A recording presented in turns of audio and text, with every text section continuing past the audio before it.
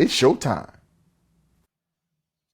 What's up, good people? And welcome to the Frank Harris Show, the biggest, the baddest, the best, and the most provocative show on earth. We got my guy, Dominican E, in the building. E, what's the words, man? What's going on, Frank? Not much, man. Just, kicking it back, man. A rainy Thursday here in New York City. So just kicking back.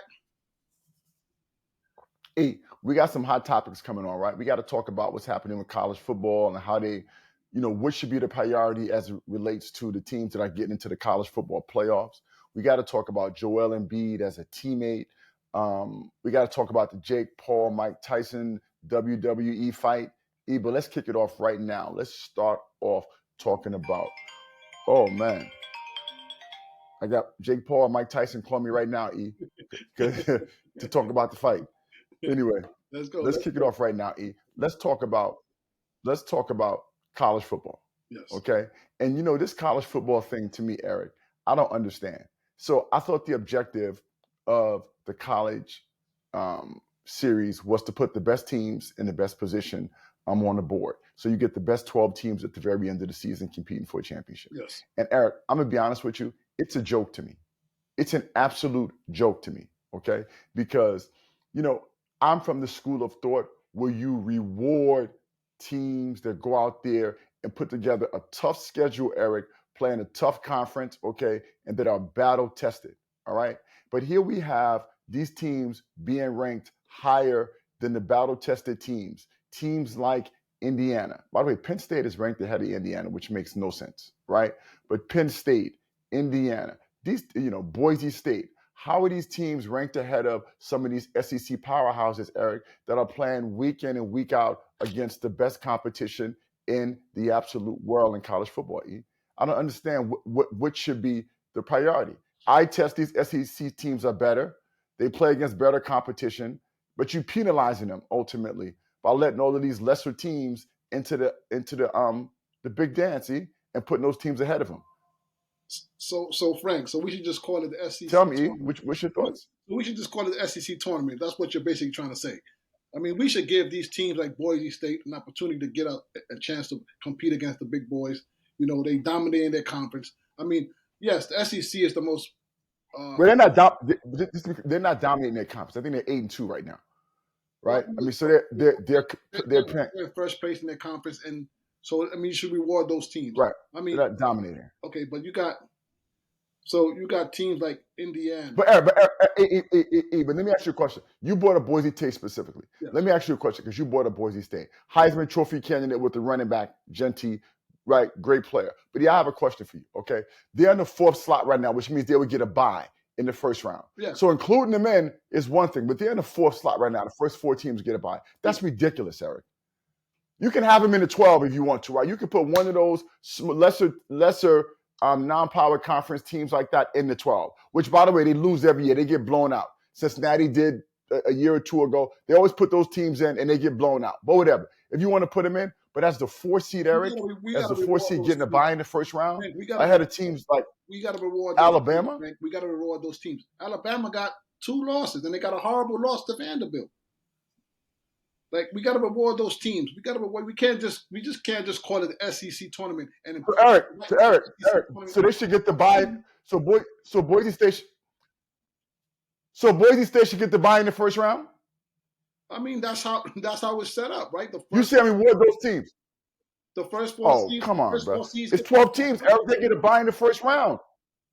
The conference champion team gets the bye, right? So you have the ACC. That's not true.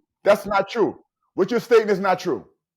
But right? Because that's the argument. But the Mountain West, they get the next.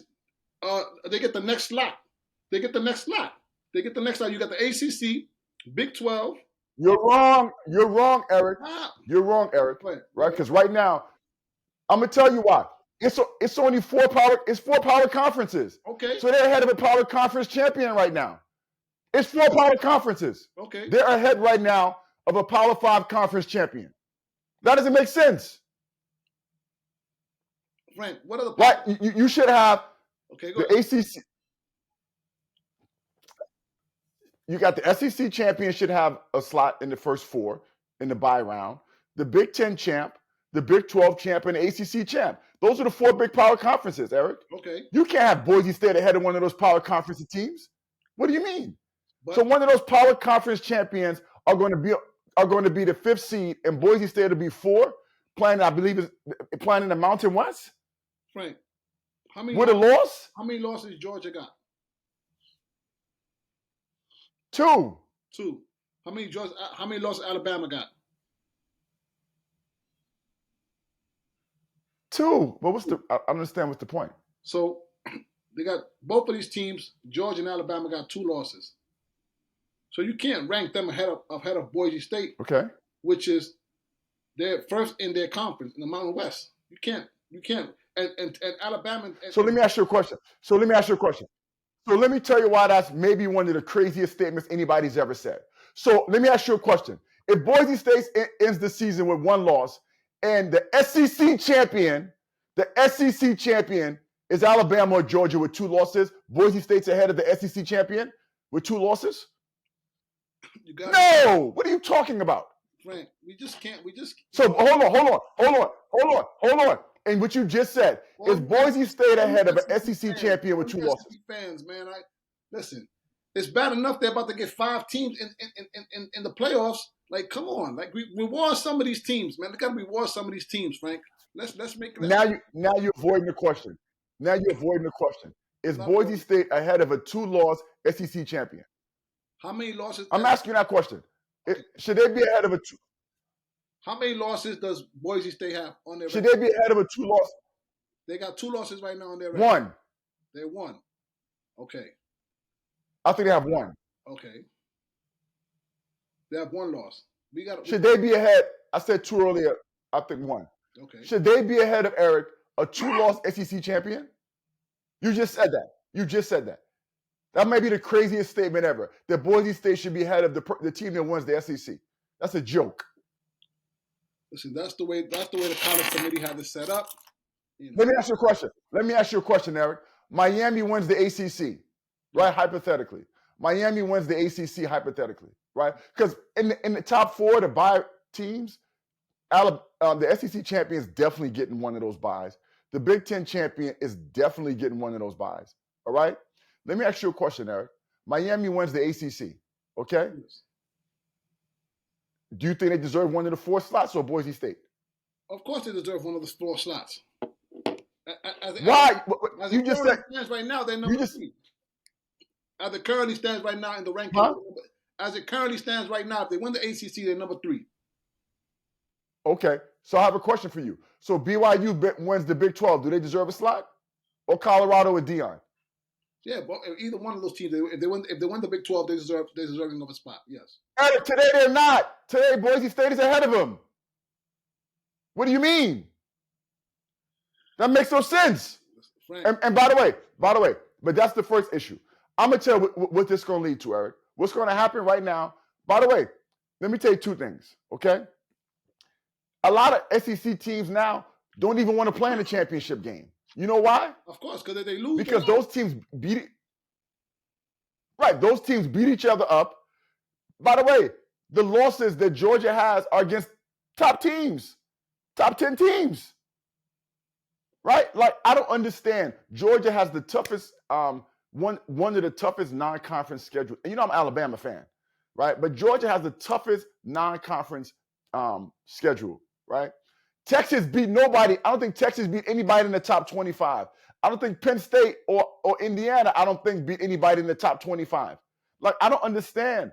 You know, what's going to happen, Eric? I'm going to tell you what's going to happen. What's going to happen is the SEC is going to take their ball and go play somewhere else, right? And they're going to maybe bring the Big Ten with them, and they're going to take their ball and go play somewhere else, because what you're not doing is you're not recognizing strength of schedule and the fact that you're not getting the best teams in. It's no way you're telling me, okay, that Penn State right now is better than Alabama or Georgia. Penn State has beat no one all year long. Yeah. Okay? There's no way you telling me Indiana is better than those teams. Eric, you have to reward teams that play. If you're the SEC, right, you almost get penalized because your competition is too good. You get penalized, Eric, because you're playing against top 10 teams every week. If I'm the SEC, I'm leaving the bowl series. Cool, do y'all thing. We're taking our SEC money over here. We'll take the Big Ten with us, and those are the best teams in the country anyway. And let's go. And you can have your Boise States and all that garbage. Frank, so how many teams? And all these other mediocre teams. So how many teams you got in? How many teams you got in the playoffs right now from SEC? How many teams you got in? How many teams? Alabama should be in. Georgia should be in. Alabama should be in. Georgia should be in. Tennessee should be in. Ole Miss should be in. Texas should be in. 5 easily. God, got 5 teams in the SEC. Sheesh. 5 easily. You might as well just call it SEC. 5. Eric. That's what it is. They're the biggest drawers. They draw the most. They make the most money. They got the most pros. They got the best players. You got to reward competition, Eric. Because let me say this. So what you're going to do is disincentivize teams to play competition. So if you're going to reward winning games, no matter what the level of competition is, why should you schedule good opponents, right, non-conference? That you're not going to have any good non-conference games. Like, why come out the gate against Clemson if you Georgia? Alabama early on. These teams are playing great teams early on, Eric. Why play those games if you're going to get penalized if you lose? You might as well do all cupcakes and then the SEC. Nah, bro. It's a joke. So anyway, E. Now, and by the way, so this is the joke. Those other teams, Frank. Let's reward it. You just can't make it a tournament just for the SEC tournament. You got to give these teams opportunity at least to compete with the big boys, the Boise States of the world. You know. I got a question. They've been doing that. They've been doing that sometimes. Eric. And I ask, have any of those teams ever won when they get into the playoffs? No, they get smacked because they're not good enough to be in the playoffs. They get blown out, Eric. It's not even competitive. All right, so let's change it then. Let's change it. Boise State did win one year. They beat Oklahoma on last play of the game with the that wasn't a playoff, Eric. That was before the playoffs. I'm saying that was a huge. But we're not talking about bowls. We're talking about the playoffs, where the best 4 teams that were picked before. Now it's 12. Or every time you put a mid-major program in there, they get smacked. It's not even competitive. That's one. But E, at the end of the day, I'm telling you what's going to happen. The SEC and maybe the Big Ten are going to break off and do their own thing. Because let's not call it a sham. It's a sham. Let's not call it the best 12 teams. Let's not call it that then. Right? Let's call it some other nonsense you want to call it. But the best 12 teams are not going to be in the playoffs. Period. The best 12 teams will not be in the playoffs. I mean, let's move on. Everybody, listen, that's a fact. Listen, Frank. It's just like the NCAA tournament, March Madness. Always going to be a disgruntled team that doesn't get in that feel they should get in. I mean, this is what is you know what it is, right? There's always going to be a team. Well, we should feel we should get in. We should have the strength of schedule. This, that, and the third. You know, they decided to go to 12 teams. Next thing you're going to know, we should have 16 teams in. You know what I'm saying? So there's always going to be a team that's going to be left out, feel like they're left out. So, listen, 12 teams. So okay. Let me let you finish. That's a horrible example. Let me tell you why. Because the NCAA is not putting the best 64 teams in the field. I'm going to tell you why. Because the NCAA's objective is not to put the best 64 teams in the field. That's not the objective. Or 68 now. Let me tell you why. Because when they put conference champions in, they know the championship of the champion of the Big South is probably not better than, probably not one of the top 64 teams in the country. They know the champion, right, of the NEC, right, is not better than a team that's going to not make it in the ACC. They're right? rewarding. So that's not the objective. They're rewarding teams that win their conference.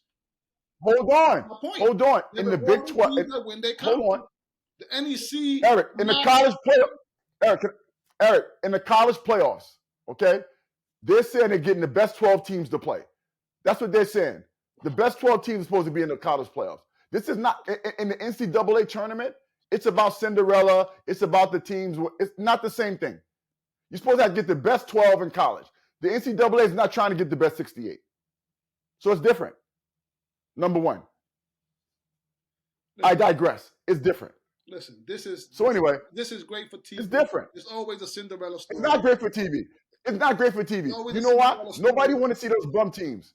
Everybody want to see SEC teams play. You know what's great for TV?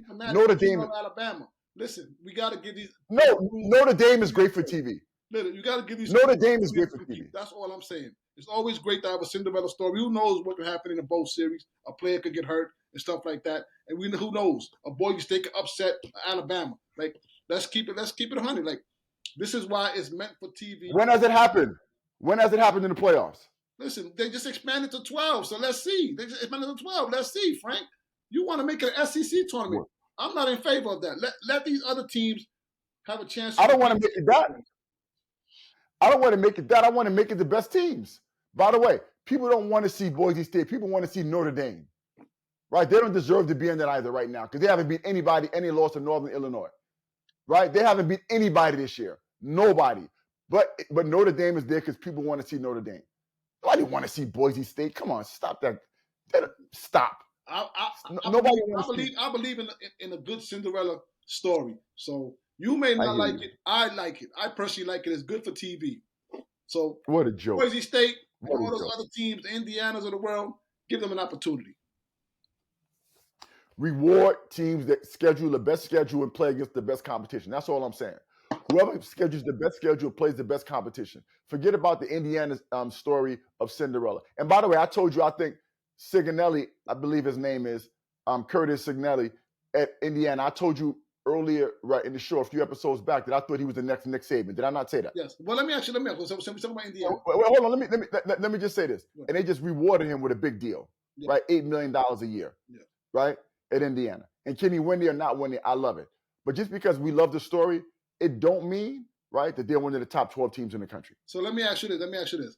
If undefeated Indiana teams go out and beat Ohio State, let's say just barely beat them, are they deserving of the 12? Because they beat Ohio State. They beat one team in the top 5. Are they deserving of getting in the bowl? Yes, they are, Eric. Because you know why? You know why, Eric? That's a signature win. That's a top 3 team you beat. Right? You beat a top 3 team. That's a signature win. What's Boise State's signature win? UNLV? Listen, by the way, for the record, Penn State has no signature win this year. None. Well, and they're high up. They have no signature win this year at all. If Indiana beats Ohio State, which is a top 3 program in the country, you could argue right now that's a signature win. They go undefeated. They play in the Big Ten. Yes, Indiana's in at that point. But stop all this garbage as it relates to the best teams not being in. All right. And by the way, because that's WWE garbage, if you tell me you're trying to get the best 12 teams in and you're letting these garbage teams that play nobody play. And as we talk about that, let's transition, Eric, right now to the WWE match that we saw with Mike Tyson against Logan Paul. I don't want to talk Jake Paul, excuse me. I don't want to talk about it very much, to be honest with you, right? But let me just say this. Boxing set themselves up for this, Eric. And right now, this kid, Jake Paul, smart entrepreneur business guy, right? It's like McMahon was with the WWE. And he's making boxing into a joke. He's making it into, right, what the WWE is. Theater and not boxing. But boxing set themselves up for this, Eric. You know why? Because you got 50 million organizations and belts and the fighters and 20 million promoters, and the fighters don't fight each other. Right? You got all these promoters who only fight their fighters against their other fighters within their promotions company, right? So they don't make the big fights anymore. Everybody ducks each other, okay? And you got more belts, Eric, than you could imagine. W this, W that, woo, woo, woo, IB. It's like 50 belts, right? So you got all these belts, Eric. It used to be when you watch boxing, there was a heavyweight champion or a middleweight champion, and the fighters fought each other. But now with this new boxing world, it's opened itself up, Eric, right? And Floyd Mayweather started this, right? But it's opened itself up now, Eric, okay, to this guy, Jake Paul, coming in here. That was a joke, that Mike Tyson-Jake Paul fight. And by the way, but it was well watched. It made a whole bunch of money. Yes. But what a joke, Eric. Yeah, what a joke. What a joke. I mean, kudos to Mike Tyson for, getting that purse, which was, I think, was like $30 or $20 million. Kudos for him. Jake Paul, kudos to them. But what a joke. I mean, listen, boxing is becoming a joke. There's too many belts. First of all, there's too many belts. When we grew up, it was only 2 belts that really meant something. The WBA and the WBC. Now you got WBA, WBC, WBO, interim champion, ring magazine champion, IBF. You got IBF, IBO. I mean, all these belts. And nobody the champion. Nobody the champion. So, listen, I wanted boxing to go back to the old ways where fighters fought each other, where, guys really had to earn them belts. Them belts meant something. When you was the undisputed, heavyweight champion, it meant something. When you was undisputed middleweight champion, it meant something. Now these guys, all these belts. I mean, Devin Haney got all the belts, and it's like Tank is the most, endeared fighter in boxing, but Haney got all the belts. Don't make no sense to me. But listen, this is what boxing has become. It's terrible. It is what it is. Hey, I'm not even sure it's going back, right? And this is my last comment on it. I think we way past the point of return. I think it's WWE now, right? And I think Floyd Mayweather showed, because listen, the amount of money this fight made, Eric, and it was 50, 50, what Michael Tyson's 54, 50, 58-year-old man, Eric, fighting, right? I mean, it was 2-minute rounds for 8 rounds. Yeah. Now, Eric, honestly, it was a joke. And the amount of money it made, like Floyd Mayweather started this entertainment element of it, right? And also promoting his own fights, which I think Jake Paul is running with that baton, right? Like you've never seen before, promoting his own fights.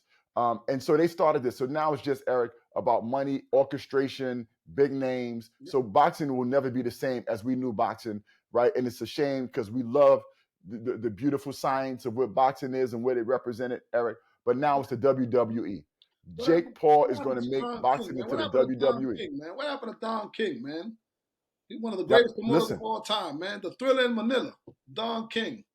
Well, listen, but the flip side of that is the Don Kings of the world, right, also created a situation where they were robbing these people, quote unquote, or at least people thought that they were not properly compensating the boxers. So that's why these boxers didn't want to start promoting themselves, right? So he was also a part of the problem, right? The epidemic that then that then ultimately, right, the reflex to that was what Floyd Mayweather did. That was a reflex to the Don Kings of the world and the Bob Arums of the world, et cetera, et cetera. Yes. And so it opened up the can of worms to allow people to start promoting. And now Jake Paul has made it into pure entertainment, right? And no longer about making the right fights and great boxing. So anyway, disappointing, Eric. I'll say this, but I don't want to spend too much time about this. Let's go right to the NBA. A lot of things on tap going on in the NBA right now. One of which, okay, is Joel Embiid. Team meeting with the Philadelphia 76ers. In the team meeting, sources say in the team meeting, which is supposed to be a team meeting, a couple of things happen. One is the team asks Nick Nurse to to hold players more accountable. They want to be coached harder. But the biggest thing that came out of it, Eric, was that Tyrese Maxey, who's becoming a leader in the organization, they just gave him a big contract right during the offseason. He challenged Joel Embiid, and not in a, but challenged him to be on time. And he said he shows up late to meet, I guess, meetings or practices or whatever. He's often late. And that came out, and everybody praised him for being a leader and holding Joel Embiid accountable, et cetera. And Eric, right now, the Philadelphia 76ers are in a tailspin, okay? And it all started many, many years ago with the process, right? And you got the process and you tanked all of those years, and you got Ben Simmons, who never panned out. You got all these high picks. And then Joel Embiid, you got Joel Embiid. In the process, okay, and the guy's been hurt his whole career, Eric, but he is probably the epitome of what you would never want your leader to be, right? The guy is out of shape, Eric. The guy displays no leadership, and it's all coming to a head this year, right, Eric? You had the issue earlier in the season where he pushed the reporter, okay, where the reporter was a bit out of bounds, not out of bounds, talking about his family, which we agree on, but he also talked about how he did so much for the city. He plays hurt, so he was complaining about the city, et cetera. Now he's finding out the guy, okay, doesn't come to meetings on time, games, practices, et cetera, right? What kind of leader is this guy, Eric? Right? What kind of leader is this guy running your organization, Eric? And then two, Eric, let me ask you a question. Tell me what kind of leader he is. But the second question I have is, Eric, it's crazy how these supposed locker room conversations that are supposed to be personal and about the team, how they always get out. The contents were happening in there. Who's leaking that, Eric? Yeah, they're always leaking information out. I mean, listen, it's great. It's great for media. It's great for it's great for outlets and people to comment on these things when they get leaked out. So, my take on this, Embiid, you're supposed to be the leader of the team. You're the highest paid player. I mean, there's no excuse for you coming late to work. supposed to be on time when they have meetings, shoot arounds, practice, right? You're supposed to be the leader. You're supposed to set the tone for the team to follow. And when you're showing up late, and when you're not showing up to meetings, and when you're not giving your all, you're coming out of shape. I mean, the fans deserve better. The fans deserve better. And I'm glad that Maxey called them out. Maxey's becoming a young focal point of the Philadelphia 76ers. They, like you said, they just gave him the big contract, and he's calling Embiid out.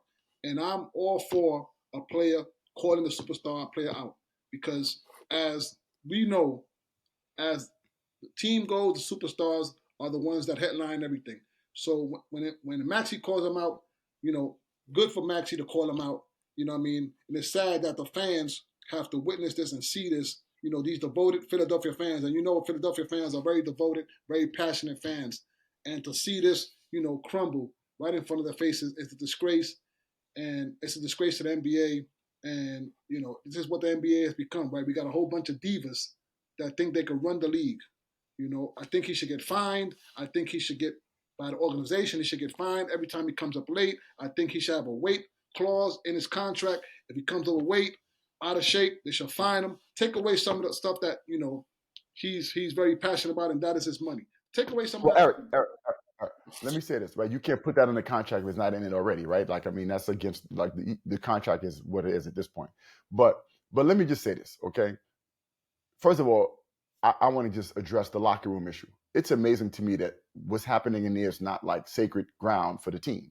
It's sad, Eric, that, in a place that's supposed to be so personal, it's become a place that's so public. And I believe personally, Eric, that the organization leaks the stuff out, right? It's organizational. I do believe it's organizational stuff. Yeah. They want the message to get out. And by the way, this is the organization calling out Joel Embiid. Yes. Because the organizational people are leaking, the PR people are leaking this information out. The organization is doing this. Yes. Okay. And what they're trying to do is, this is passive aggressive behavior. They're publicly calling out Joel Embiid, his leadership, Eric, right? What he's doing, his conduct, okay, as an MVP caliber player. Joel Embiid is the best player in the NBA. You can argue, Eric, in terms of ability. Okay. He should be in the MVP conversation every year. All right. But the guy is getting hurt all the time. The guy's never in good shape. You see his body's out of shape. All right. Now we find out he's not a good leader. He's missing meetings, etc. And then he runs with this, oh, everybody's blaming it on me. I'm going to take all the blame. I'm going to take all the blame. It's ironic. When guys get the MVP and they get all the praise, they want to take it all, Eric, right? When the praise came, he took all the praise. But now when the wheels are falling off the wagon, okay, oh, yo, I know I get all the blame. So, everybody cries and moans about that, Eric. Okay? But you get all the adulation. But let me just say this last piece, and then you ask me. Paul George is clearly not the same player that he was. So they gave him a bunch of money for a bunch of years. Okay? Paul George and Embiid will never be the players they were, and they'll never play full seasons, and they'll be terrible. Maxey is a really good player. You're talking about a team where the wheels are falling off the wagon. They're in the last place right now, Eric. Yes. With a franchise player that it looks like Embiid's going to have knee problems for the rest of his life. Fair enough? Yeah. As well as Paul George, right? Maxey's really good, but Eric, the Philadelphia 76ers are done. Oh, yeah. Organizationally. Yeah, they done. It's sad. And Joel is 1 foot out the door. You can tell by the organization publicly getting this information out, right? Calling them out, but not doing it. And by him proclaiming he's the villain, he's not respected, etc. He's on his way out the door, Eric. And by the way, they may as well tank right now to get Cooper Flagg or Ace Bailey.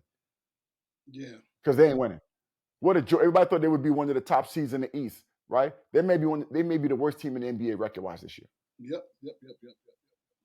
Go ahead, E. Yeah. You said you were asking me a question. No, I was going to ask you,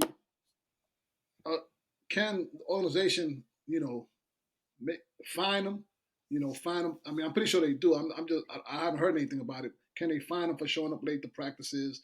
Sure, unequivocally. Team meetings and all these different things. I haven't heard anything for sure, Eric. But I think that they should start, fining players for showing up late and all these different things. I think that'll send a statement to some of the players and some of the guys that just take this, this sport for granted. Some of these guys, again, they just love the lifestyle, what the NBA brings. I don't think these guys are passionate about the game of basketball. Some of these guys just love what the NBA brings and all the stuff that the NBA, attracts. So again, Eric, yes, they can find, but Eric, this is the problem, and now I'm gonna segue into another semi-topic to talk about. But the NBA, like no other league, Eric, is a players' league, right? There's no league like the NBA where the players run the show, okay? And so this is a byproduct of that. The stars are the stars. So Embiid is showing the organization, I can come late, I can do what I want, and the organization just deals with it. Okay? Yeah. Because the NBA stars, the players run the league, unlike any league I've ever seen before. Right? The NFL is not like that, clearly. Major League Baseball is not like that. It doesn't feel like it's like that in Europe either, Eric, right? With football, soccer in Europe. The NBA players run it. And that sets the stage, Eric, for stuff like this, where guys come late, guys don't come on time, guys don't respect organizational rules, and they just continue to pacify him. And they continue to pacify him. Okay. The coach feels like he can't really coach, obviously, and push him. Okay. And then you just riding the ups and downs of your superstar player, emotions as well as play, coming late, coming where you want to come, et cetera, et cetera. So anyway, that makes me go into. Go Sorry to ahead. cut you off, but this has a trickle down effect, just not on the NBA. This has a trickle down effect on the sport in general. When you got the superstars doing what they want to do, not being coachable, coaches can't really coach the players because first of all, the players make so much money. So this has a trickle down effect, not just on the pro level, it has a trickle down effect on the high school level and all these different, elements that come with basketball. A kid like AJ Dubansky, who's the number one player in the country, right? How can a coach him? Right? This guy's about to make $9 million in NIL money. How can a coach him? I mean, this is Eric, you're right. That's a good point, Eric. That's a very good point. The trickle down is that's a very valid point. Eric, you're right. It starts at the highest level, but at the end of the day, the commodity is the commodity, right? And ultimately, you acquiesce and you give the commodity certain accoutrements and certain things that you don't give the rest of the team ultimately because you're trying to appease the star. You're right. As a high school coach, it takes a special kid to want to be coached. But Eric, that's why today the NBA is not about coaching, Eric. The NBA is really about, can you be best friends with your star?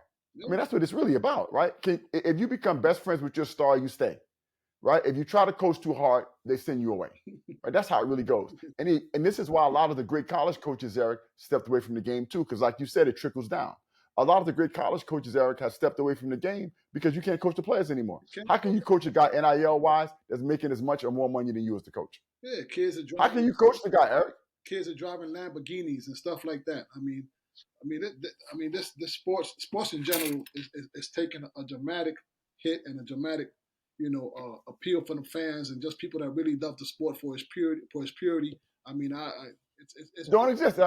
Eric, just so you know, though, Eric, you make a valid point, but let me just say one thing. You're a hypocrite because you wanted all this.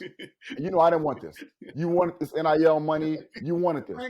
Right? Now you're complaining that because of it, you can't coach the players. But I told you, I don't want all that. You wanted the NIL money. What a hypocrite. Now you see it's out of control and what's happening, right? Like realistically, right? The biggest alumni pays $1 million for this player. Okay, how can you sit that player as a coach? Right, you got this player over here making no money, but he's the better player. But it's the guy the booster paid $1 million for. Right, the NIL collective paid $1 million for. Right, you got to play him or somebody who's advertising him, the car dealership locally that's giving money for him. We need him on the court, on the field. Mm-hmm. Right, this is the garbage that you advocated for. You did. No, you was on the front line. I always say you should pay the players, but this is getting out. With your NIL hat. With your NIL hat on. This is you on the front line. This is getting out of hand. I didn't think it was going to get like this. Did I say that was going to happen? Did I say that was going to happen, Eric? You did, but I'm just saying. I always felt they should have paid the players. Crazy. They should pay players, but I didn't think it was going to get like this. But anyway. So next thing I'm gonna touch upon this topic. All right, as we talk about superstars and sensitive superstars. Okay. So Rich Kleiman, who is Kevin Durant's agent, put out a whole post about, basketball brings the world together and sports brings the world together and like the negative media and press is so, I'm paraphrasing, is so bad and, we shouldn't report that way and all of this kind of like, sensitive nonsense. And it makes sense, right? Because Kevin Durant is the most sensitive guy one of the more sensitive athletes that you've ever seen before, right? And so his agent coming out on that side of sensitivity, Ralph Tresvant, sensitivity, right? You need a man with sensitivity. So now LeBron James pretty much uh, he said amen to that quote. So he clearly emphasized and said that that's how it should go. And then he said he's taking a sabbatical now from social media, right? He's signing off. And it's just ironic to me, Eric, right? How guys want it their only way, but are not able to handle it, right? Both sides. Because that same media, Eric, is what made LeBron well, his basketball skills made him, but help make LeBron who LeBron is. The media, the press, the adulation, all of that. And he receives all of that. Yes. Okay. Now, when you probably start getting some negative press because of, and listen, I don't know why he's signing off, okay, Eric? But it's interesting to me when Bronny is struggling, right? And when everybody was saying how, he was going to be able to play, he was an NBA player, and you were saying that, and now he's struggling. And so I'm assuming he's probably getting a lot of negative comment about that. My guess, okay? His agent, Rich Paul, another guy that he built up, right? These guys that he built up, he put in place. He put Bronny where he is, clearly, and he put Rich Paul in place. And Rich Paul is a great agent now. He's doing well. You know what I mean? Another one of his creations, though, right, is being sued, right, by Mark Termini, an agent that I believe he used to work for contract negotiations. I think Mark Termini, Eric, is an agent from the Ohio area where LeBron's from, where Rich Paul is from. I think at some point he was the guy that was negotiating the deals because Rich Paul didn't have the experience. Yes. Right, Eric? He said he was the one, and they said he was Right. $1.4 billion in contract. You know what I'm saying? So, right. So he owes him like I think it's 4.7 million allegedly based upon the suit, allegedly, right? So now all of a sudden, that's not going well in LeBron world because we always praise him, right? Oh, he's a great business guy, put his boys on, great, right? So that's not going well right now. And so you just wonder, Eric, okay, don't run away from it now, right? When you use that same press to get your son into the NBA, right, when he didn't deserve to be there, okay, and trumpet out how your guys are the smartest guys in the world and the best guys of the world, right? Now when there's some adversity, right, now you sign it off and you talk about how there's too much negativity in the press. It's amazing to me. And by the way, Eric, let me say this. I don't want to keep on coming on here and speaking negatively about Bronny because let me say this. The young man seems to be like, forget about the basketball part, right? What he's been able to handle as a young man is great. He seems to be a well-adjusted person. He seems to be unbothered by a lot of the extra stuff. So he seems to be a great young man, which to me is way more important than anything else, right? So let me just say that about him as a young man. I don't think he's an NBA player. You know how I feel about him. And he's showing he's not an NBA player, right? But it's just ironic to me that LeBron is signing off now, Eric. He's signing off now, right, when it ain't all about, you know what I mean? Genuflecting to the throne, right? It's a little bump in the road, some adversity. So anyway, we don't know why he's signing off, but all I say is this. LeBron James, Kevin Durant, all of those people, this comes along with the territory. Don't get all the positive benefits of the press and the media, right? But when when the negativity comes, you highlight that and you saying it shouldn't be that way because that's how it's supposed to go, right? It's the positivity and negativity. Now, it shouldn't be personal. Shouldn't be about your family, personal. Shouldn't be personal. It should be all based upon you as an athlete, as a basketball player, etc. But that's in bounds. Yeah. Right? It shouldn't be personal. That's in bounds. So long as it's in bounds, you should be able to handle it, Eric. Yeah, I think he should be able. Don't run from it now. I think he should be able to handle it. You got to take the good and the bad, right? You get all the there you go, praises when you're doing great. And this is what social media has become, right? You got to take, the memes and all the stuff that comes out in social media. You got to be able to take that, which he has. You know what I'm saying? And listen, the attacks, the personal attacks, I'm not for that. His family and all that stuff, I'm not for that. I don't know if he has been attacked, personally, but all the stuff that goes on in the media, you know what I'm saying? Some guys cross the line, as we saw with Embiid and the reporter crossing the line, asking about his friend and his car accident, stuff like that should be left out of the conversation now. If it comes to basketball and it comes to profession, the media should have an opportunity to talk about those things. You know what I'm saying? And listen, the beauty of social media, you can turn it off when you feel like it. You know what I mean? And if he feels, okay with turning off the noise and getting back to a place where he feels comfortable, hey, it's his choice, but I think he should take the good and the bad with it. So, That's all I'm saying, Eric. Right? It's good and bad, right? With the social media. yeah. You understand what I'm saying? So let's end off here, Yes. right? I got to give your boy Deion Sanders. We got to give credit where credit's due. Okay, right? Colorado's in the Oh, right owns yeah. controls his destiny. Eric, they just signed the big time quarterback, right? One of the top 3 to 5 players in the country. The young man signed with USC, right? He's like a phenom. We've been hearing about him for years. You know what I mean? He's a phenom quarterback. What's his name, Eric? Again? He's in Georgia now. Julian Lewis, I think his name is Julian Lewis. Yes. He's in Georgia right now playing elite quarterback. He's obviously going to be the replacement of Shador. Is probably the guess, Yes. right? And he signed there. First of all, and I'm sure, Eric, him signing there has more to do with Deion and what Shador's been able to do in the blueprint than the money. Because I'm sure he could have got.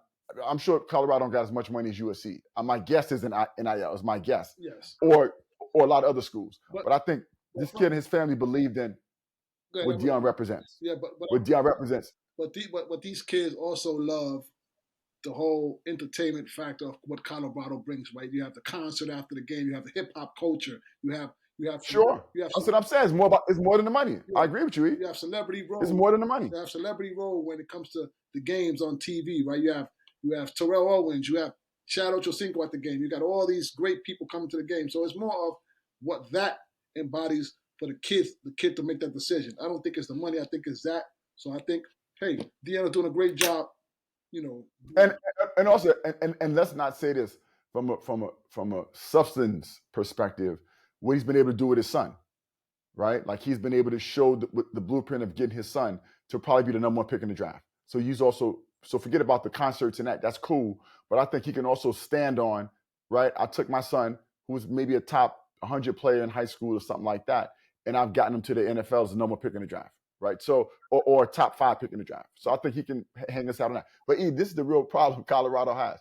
When they did Colorado chose Deion Sanders, everybody's, the eyebrows raised and everybody couldn't believe it. And he said, we didn't even have the money to pay the contract at the time. Remember, he said, yes, we'll find the money. Yeah. Okay.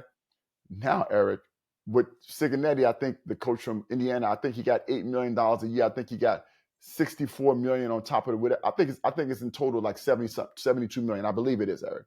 Right. But it's some crazy number. Okay. What does Deion deserve now? Like, how is Colorado going to be able to pay Deion? Because Deion is worth $100 million. That's right. Yesterday's prices is not today's prices. The guy got listen to this. For sure. For sure. Now he showed you can get top level recruits. Yeah. The number 1 kid, one of the top quarterbacks in the country, top 5 player. Yeah. I mean, you winning. Don't forget, he got the number 1 lineman last year. Yeah, the big lineman. Yeah. You might be in the college football playoffs if they went out. The Kansas game this week will be tough, though, Eric. That Kansas game this week, Kansas has been a spoiler so far this year. That's a very, very, very tricky game. I'm just saying, right? But man, what is Deion worth? Yeah. Contract-wise. Yeah. And you know Dallas is going to pay. The NFL's coming. Yeah, and with all the rumblings with the NFL, yeah, they're coming. Yeah, so woo, Deion boy. Athletic director, he got his hands full right now. And how he do, Eric? He does, Eric. He got his hands full right now. So because you can't pay Deion 50. Oh no way. And 50 is a lot for Colorado, probably, right? 50 is probably a lot for Colorado. No way you could pay Deion Sanders 50. Yeah. Right? The guy's $100 million guy. Yeah. And if you don't pay it, I'm sure Florida State, they may not be able to pay it because of the buyout of their coach may be too heavy. But I'm pretty sure somebody will pay it, Eric. Oh yeah, for sure. So, shout out Deion Sanders. I never thought I'd be saying that, boy. Shout out Deion Sanders, bro. Oh my goodness. Deion Sanders, baby. I told you shout out early Deion on in the Sanders. season, I said they will get 9 wins. They're 8 right now, so you gotta. Yeah, look like your prediction was right, E. Right? Look like your prediction was right. Frank, I'm just saying. I'm just saying also though, but the schedule did fall in your favor. They didn't play BYU. They didn't play any of the best teams in the conference. Fair enough. No BYU, no Iowa State. Those are the other really good teams in the conference. I'm just saying. Okay. But E, couple of things, right? Before we wrap up, okay? A few basketball tidbits, right? But before I ask you that, checking. We didn't talk a lot about the NFL today. Who's the MVP of the NFL so far this year, Eric? Who you giving MVP? If the NFL stopped today, who's the MVP? It's a good question. Good question.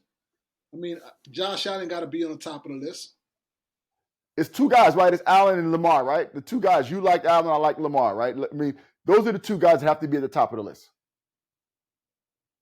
Right? Those are the two guys. I got Josh Allen. I don't know about Lamar. Lamar had time. He's shown that, you know, in big games doesn't make the right throw, stuff like that. Yeah.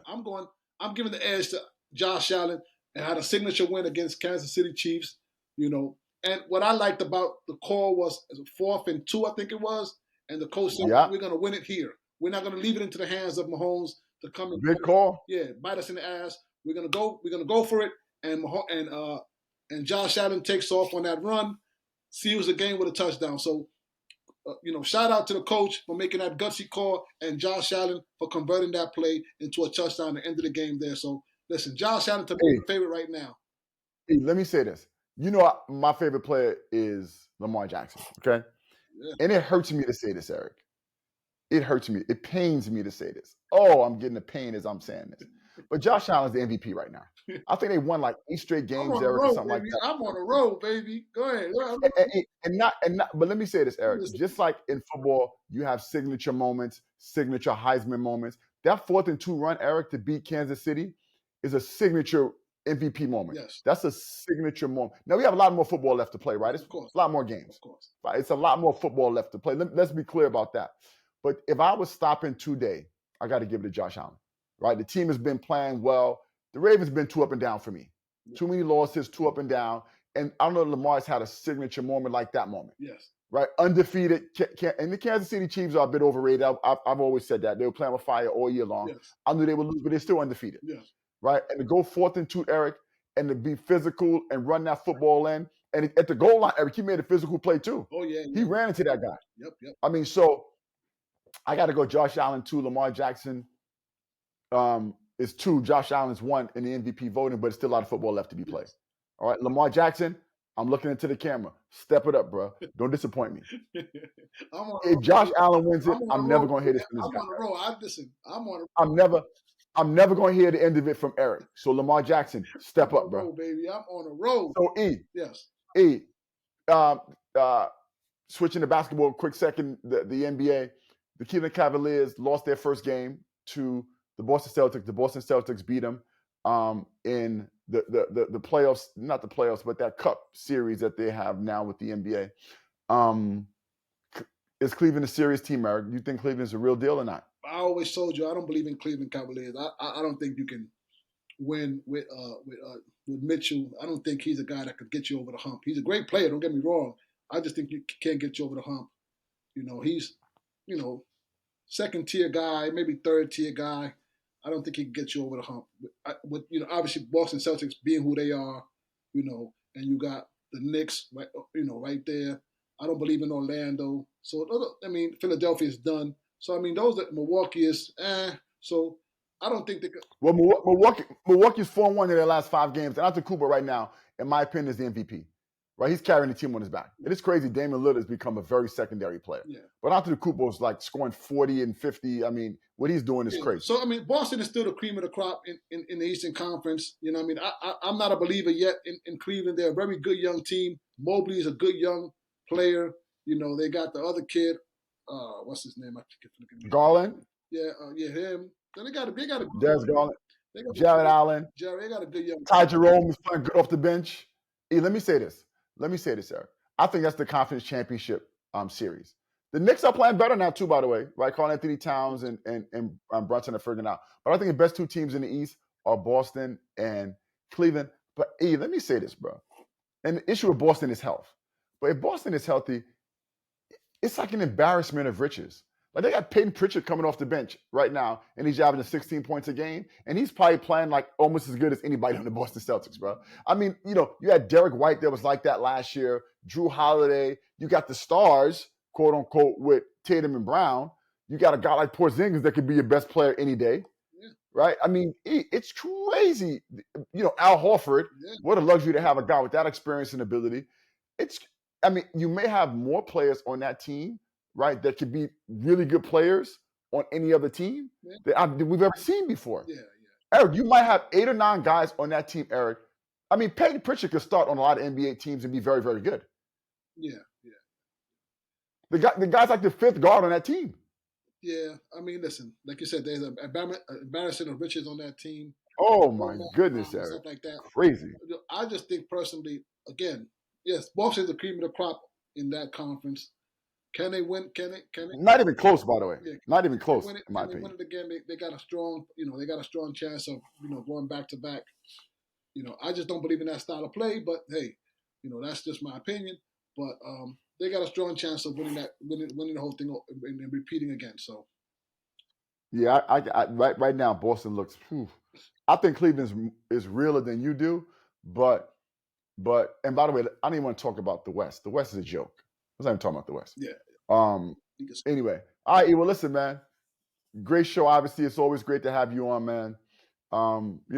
Let's keep doing what we do. yes, Everybody like, subscribe, keep showing love, and we out. yeah, Oh no, E, what am I doing, E? yeah. Come I didn't. What? Oh, hold on. My bad. E, we got to shout out your Dominican brothers and sisters. Yeah. Go do your thing. My bad. Let's shout out your brothers, So Dominican brothers and yeah. sisters So in the I marketplace want to doing go. their I thing. want to go to an historical figure in Dominican Republic. This is a man he ran for president, and he was for the people. He was for the people. As you know, in most countries, the presidency is some corruption involved, stuff like that. But this man was for the people. His name is Jose Francisco Peña Gomez, and he never got a chance to sit at the helm of the presidency. I believe, and many people believe, because of the color of his skin. Many people believe that, and there were some comments being said that this man will never sit at the presidential seat because of the color of his skin. So, shout out to him. Great man, great family man. Great shout out to his family. Passed away. This is the man that was for the people. That was for the Hey, let me ask you a question. yes, So just because I want the people to understand, when you say, I'm assuming you mean because he was dark, yes, right? Dark skinned Dominican. yes, Is that correct? yes. Dark skinned Okay. because of the Just color of his skin. want to note that, Yeah, right? because So dark skinned because he Dominican. wasn't a white Dominican. Yes, He was a fair skinned Dominican. He was a darker skinned Dominican, yes, he was is a what dark you're skinned saying. Dominican and never got a chance to sit Understood. at the presidency because of his color of his skin. I mean, this guy had great policies that was for the people, giving people Right. food and housing and all these different things, and never got a chance to sit on the throne, which was embarrassing to the Dominican Republic. And but I want to give him a shout out because he was a great young man. I mean, a great man when it came to providing for the people. So Peña Gómez de lo mío. Awesome. And that sounds like a deal of meal. All right, E. Well, listen, like I said, man, it's always a pleasure. Yes. And we'll do it again soon. All right. All right, we out. We out.